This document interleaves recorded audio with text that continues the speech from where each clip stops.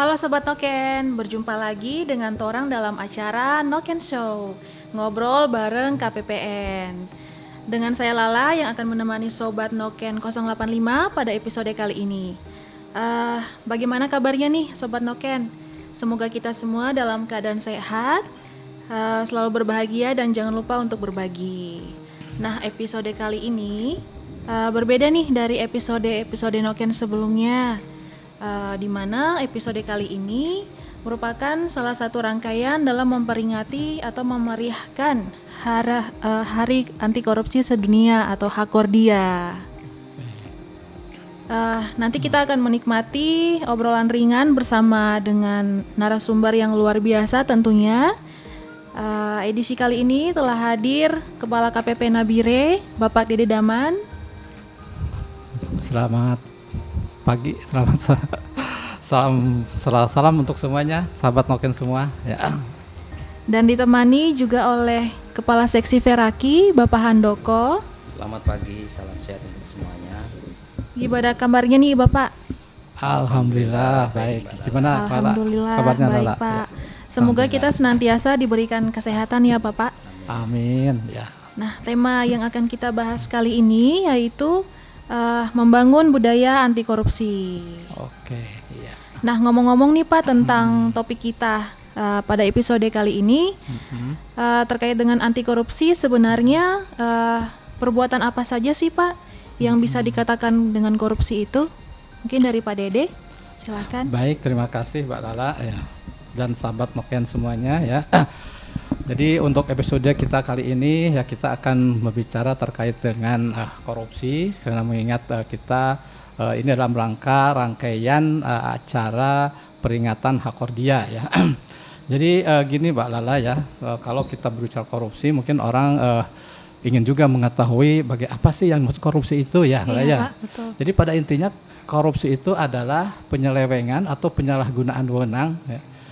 Baik untuk kepentingan pribadi orang lain atau termasuk keluarga ataupun kerabat gitu. Jadi yang dimaksud korupsi itu tidak hanya memperkaya diri sendiri. Gitu. Kita mempercaya orang lain pun, tapi karena menyangkut akibat kebijakan kita, nah itu kita masuk ke dalam ikut nyumbang dalam rangka korupsi itu Pak Lala. Dan ini tindakan-tindakan korupsi ini juga banyak sekali ya, sebagaimana kalau kita baca di undang-undang tentang anti korupsi, yaitu Undang-Undang Nomor 31 tahun 1999 yang telah diubah dengan Undang-Undang Nomor 20 tahun 2021. Nah di situ dijelaskan bahwa ada 30 tindak pidana korupsi. Nah, itu banyak juga sekali, ya Pak ya. Ya kalau kita menghafalnya mungkin susah ya ingat ya. Betul, Pak. Nah, tapi dari ke-30 itu dapat kita kelompokkan menjadi 7 kelompok utama ya. Yang pertama adalah terkait dengan kerugian negara. Itu menyebut kerugian keuangan negara. Nah, di sini diakibatkan oleh tindakan-tindakan melawan hukum yang dilakukan oleh seseorang baik untuk memperkaya diri sendiri atau orang lain yang menyebabkan kerugian keuangan negara yaitu ya. Nah, kemudian yang kedua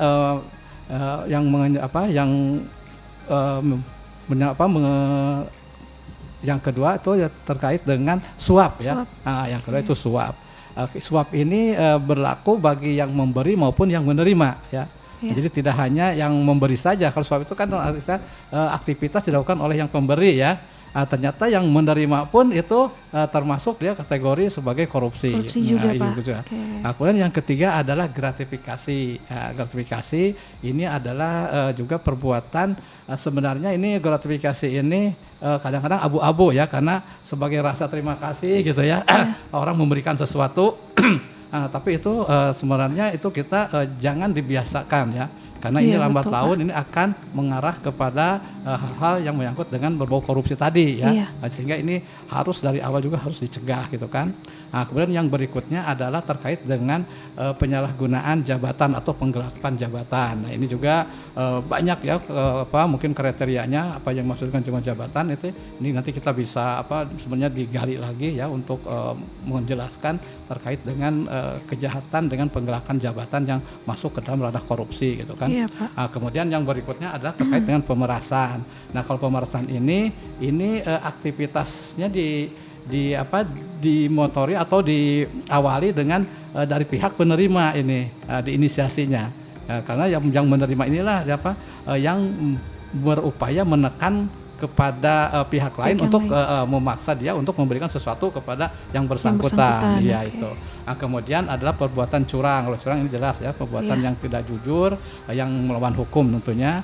Yang ketiga adalah terkait dengan konflik kepentingan dalam hal pengadaan barang dan jasa. Itu mungkin ya untuk sebagai 7 kelompok besar tadi ya. Nah, dari ketujuh kelompok besar ini disinyalir tanya akar permasalahan itu adalah yang paling harus kita waspadai atau tadi yang gratifikasi itu ya. Okay, Pak. Karena gratifikasi ini akan memicu ya seseorang yang biasa menerima gratifikasi itu akan permisif terhadap tindak pidana korupsi yang akhirnya akan mengarah kepada suap dan pemerasan tadi kan.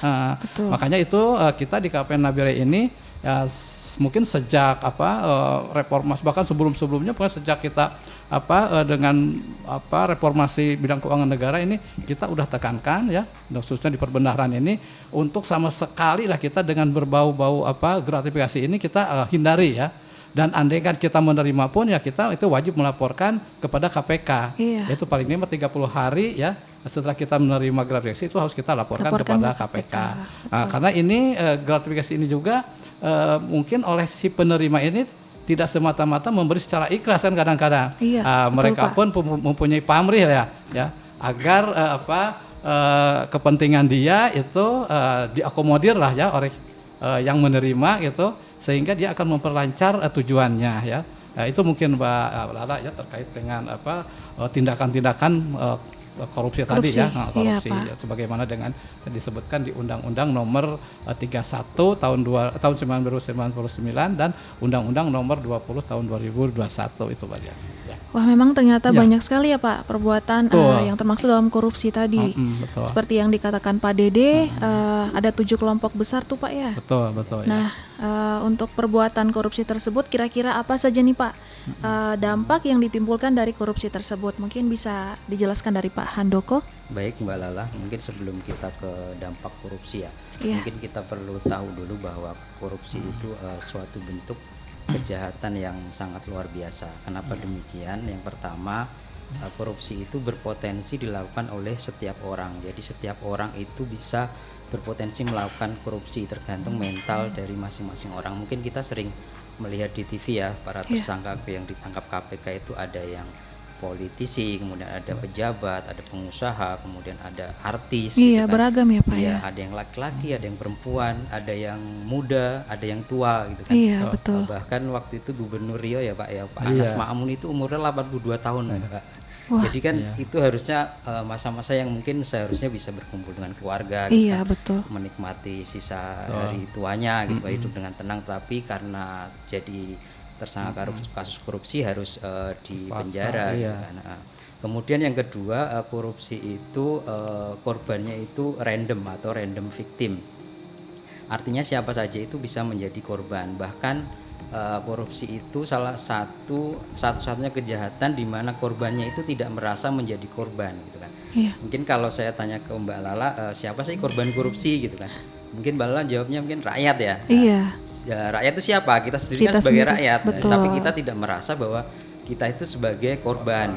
Kemudian yang ketiga itu bahwa korupsi itu terorganisasi atau biasanya untuk kasus-kasus korupsi itu tidak hanya dilakukan sendiri tapi melibatkan banyak orang. Mungkin kita masih ingat ya kasus Gayus itu ya, kasus di Ditjen Pajak waktu itu kalau tidak salah itu melibatkan 27 tersangka gitu kan. Belum lagi dulu kasus Hambalang itu juga banyak tersangka yang yang ikut terlibat.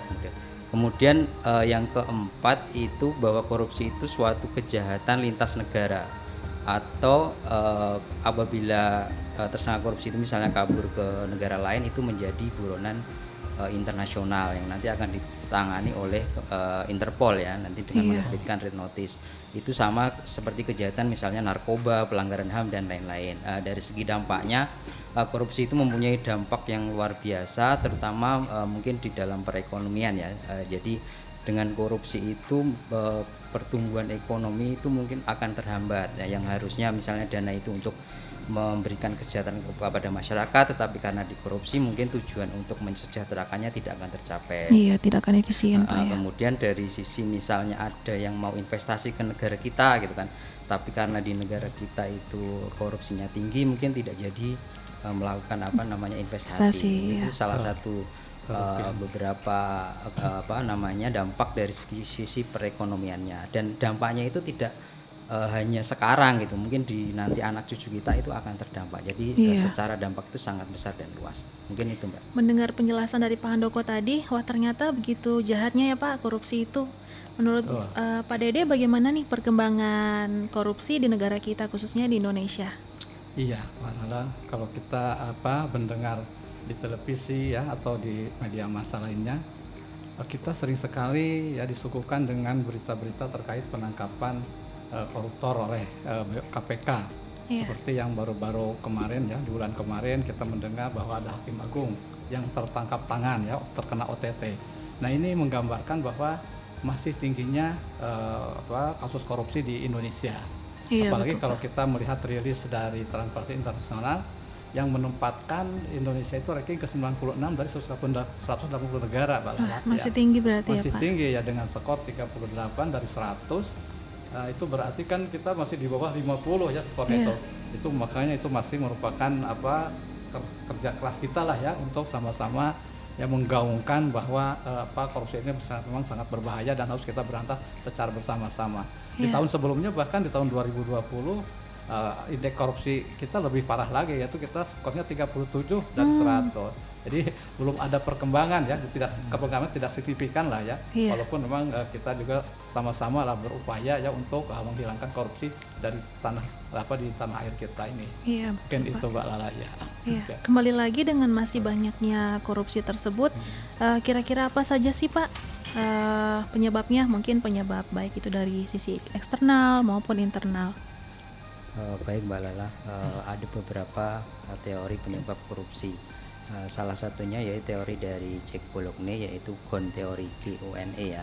G-nya itu adalah greedy atau rakus atau tamak, keserakahan. Jadi seseorang itu korupsi karena sifat tamak, tidak pernah puas, tidak merasa cukup gitu kan. Kemudian O-nya itu adalah opportunity atau kesempatan, artinya korupsi itu dilakukan karena ada kesempatan untuk melakukan korupsi. Ini bisa terjadi karena mungkin sistem pengawasan yang kurang baik, sistem pengawasannya lemah dan lain sebagainya. Kemudian N-nya itu adalah need atau kebutuhan, bahwa seseorang melakukan korupsi ini karena kebutuhannya itu melebihi dari penghasilannya atau gajinya gitu kan. Ini bisa disebabkan juga karena memang sifat hedon atau suka berlebih-lebihan. Kemudian ada E-nya itu exposure atau pengungkapan, di mana pengungkapan atau penindakan terhadap pelaku korupsi itu dinilai masih belum memberikan efek jera, jadi masih mendorong orang untuk berbuat korupsi karena mengingat mungkin hukuman dari korupsinya itu tidak tinggi gitu kan.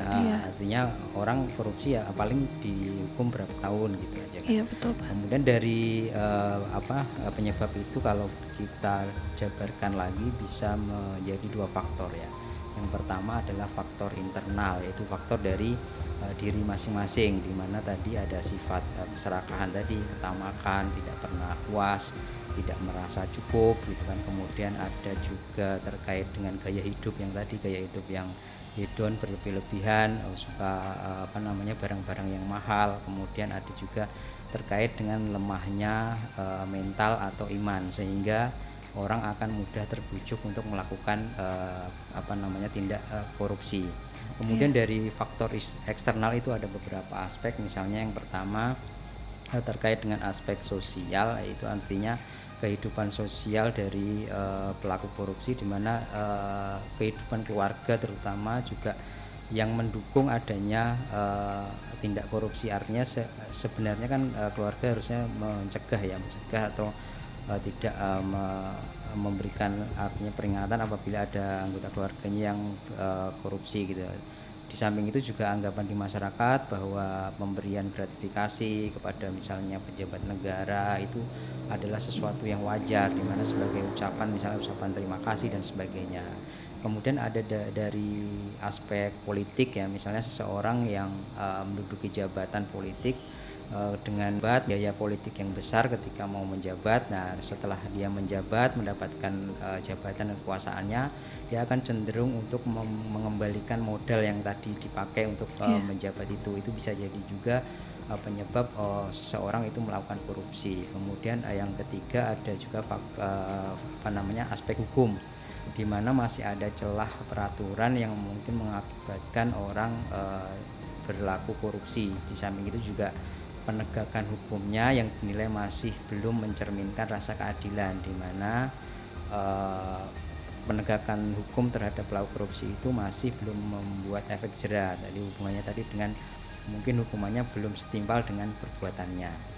Kemudian yang selanjutnya yaitu aspek ekonomi, di mana seseorang melakukan korupsi itu karena memang kebutuhannya melebihi penghasilannya. Artinya mungkin kalau di sini orang yang kekurangan ya, tapi kenyataannya atau faktanya mungkin yang kita lihat di media massa ataupun di televisi, orang-orang yang melakukan korupsi itu justru orang-orang yang dalam hal sudah berada orang-orang kaya, jabatan sudah tinggi. Ya, itu kembali lagi ke sikap kembali lagi ke faktor internal tadi, sifat yang rakus, kemudian gaya hidup yang hedon, maupun dari lemahnya mental ataupun iman.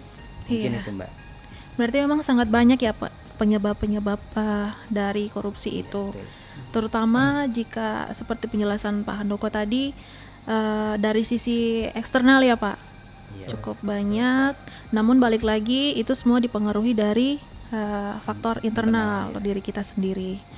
Nah, untuk Pak Dedi nih sebagai Kepala KPP Nabire, menurut Bapak bagaimana peranan pimpinan dalam pencegahan korupsi itu sendiri, Pak?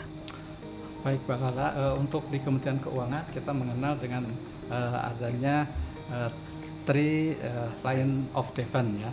Itu adalah 3 tahapan pencegahan, di mana pimpinan unit itu sebagai lini pertama yang harus mencegah terjadinya korupsi. Nah, di sini peran utama dari pimpinan ini harus memberikan keteladanan kepada anak buah yang dipimpinnya ya. Jangan sampai dia sendiri malah menjadi contoh yang kurang baik gitu kan. Nah, di samping itu juga tentunya ya mempunyai kewajiban juga untuk memberikan sosialisasi atau edukasi lah ya kepada internal maupun eksternal terkait dengan nilai-nilai anti korupsi tersebut ya. Nah, kita di KPP Nabire bahkan ini melakukan internalisasi anti korupsi secara berkala nih. Bahkan tiap hari kita kan setiap briefing pagi kita gaungkan lah ya antara integritas, kemudian juga anti korupsi, juga nilai-nilai Kementerian Keuangan.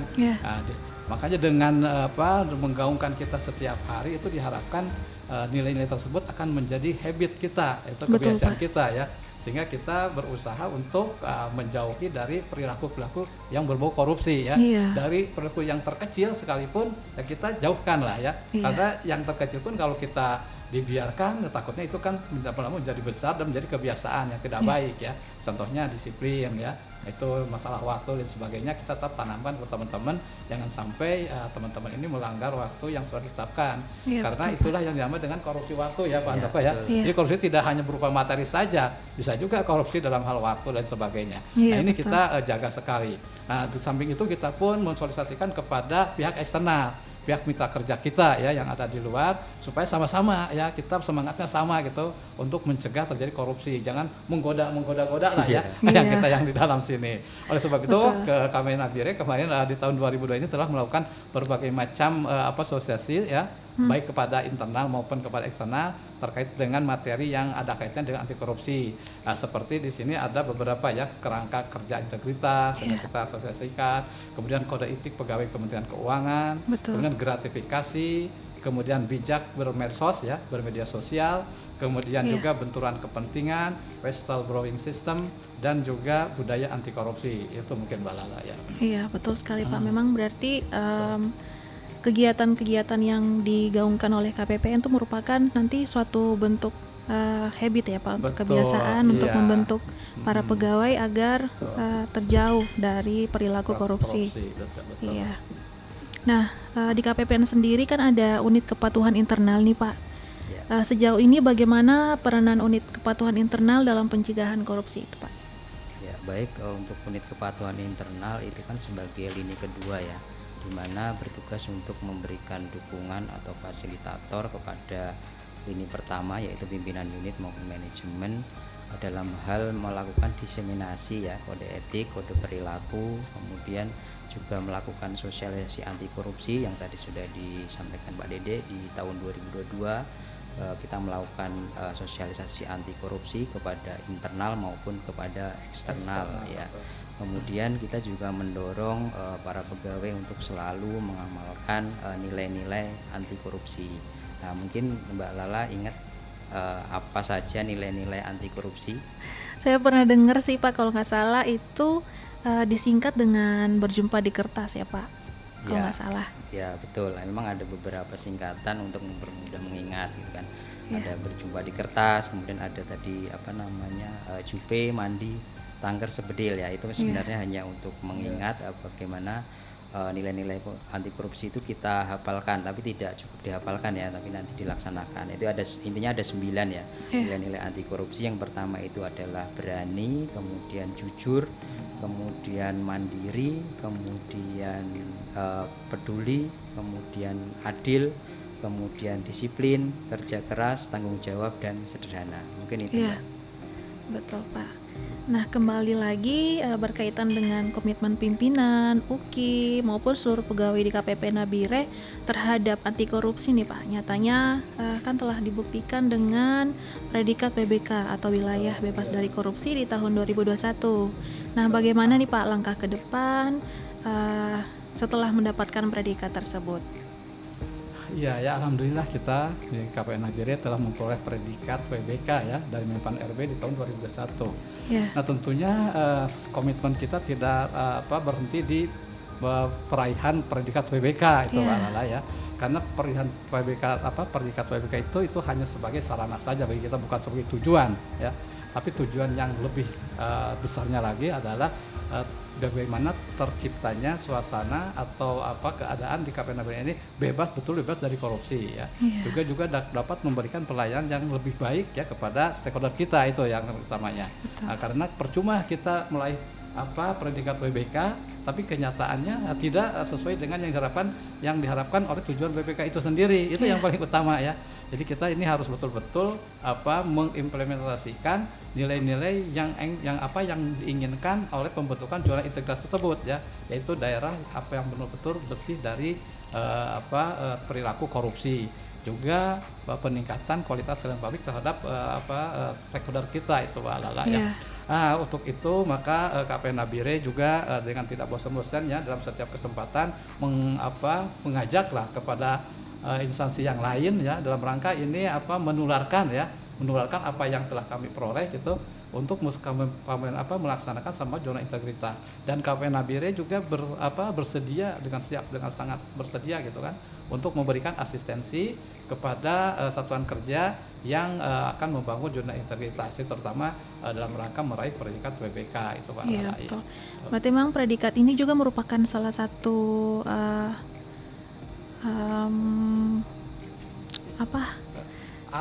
alat ya. Itu kan predikat itu sebenarnya hanya sebagai sebutan saja, apresiasi ya. Bahwa satuan kerja tersebut telah secara nyata lah mengimplementasikan nilai-nilai yang diinginkan dalam PBK dengan melengkapi membangun berbagai macam yang disyaratkan itu, yaitu 6 komponen pengungkit ya. Yaitu diantaranya manajemen perubahan, kemudian penataan tata laksana, penataan manajemen SDM, kemudian penguatan akuntabilitas kinerja, penguatan pengawasan, dan terakhir adalah peningkatan kualitas pelayanan publik. Nah, ini diharapkan ya dengan dilombakannya lah semacam dilombakan kan sekarang ini ya, masing-masing instansi berlomba untuk meraih itu ya Pak Angga.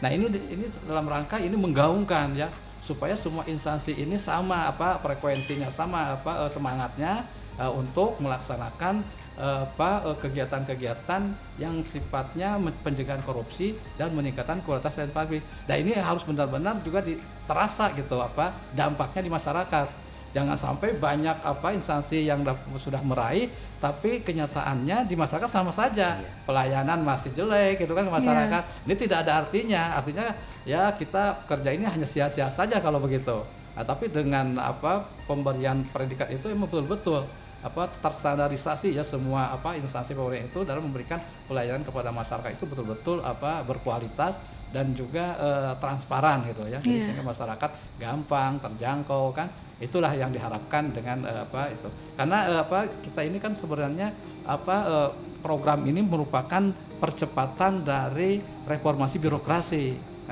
khususnya dalam pencegahan korupsi dan peningkatan kualitas pelayanan publik itu Pak. Iya Pak. Nah, pertanyaan terakhir nih Pak, bagaimana Bapak-Bapak memaknai Hakordia atau Hari Korupsi Sedunia yang akan kita peringati di tanggal 9 Desember nanti? Mungkin yang pertama dari Pak Dede, kemudian Pak Handoko. Baik, Mbak Lala, mungkin kalau saya sih memaknai ya Hari Hakordia ini sebenarnya bukan hari bergembira lah ya, bergembira itu, tapi ini merupakan suatu keprihatinan lah bagi kita semua ya, bahwa ternyata di Indonesia ini masih ada korupsi gitu Pak Lala. Diharapkan sih ke depannya itu tidak memperingati lagi nih ya, karena memang di Indonesia sudah tidak ada lagi korupsi. Oleh sebab itu mungkin saya mengajak ya kepada seluruh baik itu di internal maupun di eksternal agar sama-sama mari kita jauhi sikap-sikap yang berbau korupsi. Dan tekadkan di dalam diri kita masing-masing bahwa korupsi itu adalah musuh kita bersama yang harus kita berantas ya, agar Indonesia semakin maju. Mungkin itu Pak. Iya betul Pak. Dari Pak Handoko? Baik, bagaimana memaknai peringatan Hakordia? Menurut saya Hakordia ini kita jadikan sebagai pengingat ya bahwa di negara kita ini masih banyak korupsi yang terjadi. Artinya bagaimana upaya kita untuk terus melawan yang namanya korupsi, mulai dari diri kita sendiri dan mulai dari hal-hal yang kecil dan sederhana. Kalaupun kita tidak takut akan hukuman di dunia, mungkin kita harus takut nanti hukuman di akhirat yang lebih kekal dan abadi. Maka mari sama-sama kita jaga integritas, kita budayakan semangat anti korupsi di masa pemulihan ekonomi pasca pandemi COVID-19 ini, sesuai dengan tema Hari Anti Korupsi Sedunia di Kementerian Keuangan, yaitu integritas tangguh, pulih bertumbuh. Ini tuh Mbak. Baik Bapak, terima kasih telah hadir di acara Noken Show. Terima kasih Pak Dede, terima kasih Pak Handoko. Gimana nih Sobat Noken 085, sangat menarik kan dan bermanfaat materi yang sudah dijelaskan tadi dari Pak Dede dan Pak Handoko. Satu pesan yang mungkin bisa saya simpulkan bahwa mari kita jaga dan terus budayakan anti korupsi diawali dari diri kita sendiri. Selamat memperingati Hari Anti Korupsi Sedunia. Integritas tangguh, pulih bertumbuh.